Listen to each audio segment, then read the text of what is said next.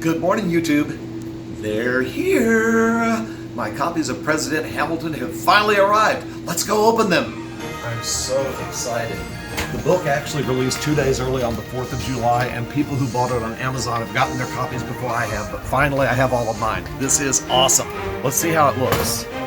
All right. 13 boxes of President Hamilton. I'm hoping to sell them all out within the first month. Told the Amazon driver to be ready for a return trip. So here we go.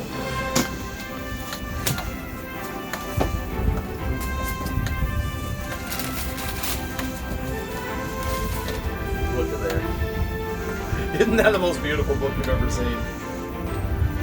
I just love the cover art that my friend Annie did. I like the back with the 17-star flag. That's the American flag circa 1808 to 1812. Beautiful blurb on the back, author picture. I am just so happy with this and to finally have them in hand. Ladies, you know when you hold that newborn baby for the first time, this is as close as a guy can get, okay? This is my brain baby. Now let's take it inside and have a look at it. All right, well first, I just want to share a few things with you. You want to read all of this, you got to buy the book. But I won't tell you the author's blurb, and any writer can tell you it's easier to write a 500-page book than it is to sum up the book and make it appealing in 2 short paragraphs. And I went through a lot of drafts. This is what I came up with. On July 11, 1804, a single bullet changed the course of American history. But what if it didn't? Alexander Hamilton lies wounded and feverish after a deadly duel that ended the life of Vice President Aaron Burr. Hovering near death, he catches a glimpse of what lies ahead and sees a civil war that will consume a generation and poison America's future. The vision compels him to return to the political arena. He sets his eyes on the Senate and then the White House, enlisting former allies and reconciling with old enemies in his quest to become president and crush slavery. Overcoming great odds while facing down enemies at home and abroad, Hamilton moves steadily towards his goal. But there are some who will stop at nothing to derail the president's crusade for liberty. Will they succeed? President Hamilton reintroduces us to the founding generation.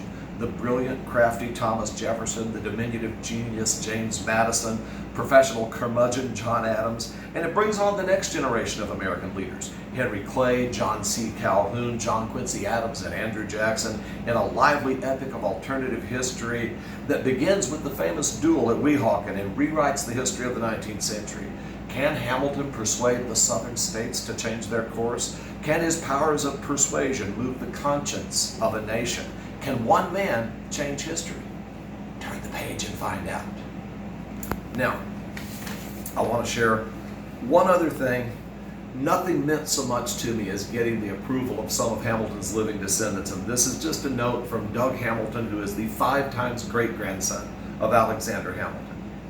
He says, President Hamilton is a well-written and thoughtful answer to the 200-year-old question, what if Alexander had survived the duel? Prior to the duel, Hamilton wrote that he wanted the ability to be in the future useful, whether in resisting mischief or effecting good in those crises of our public affairs. In Lewis Smith's work of historical fiction, Hamilton gets his chance, but has to overcome political adversaries who fight to the end to stop him.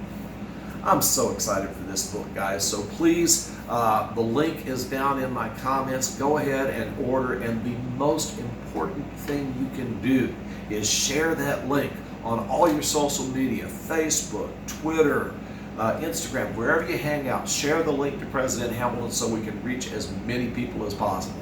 Thanks for your support, and I know you're going to enjoy the story.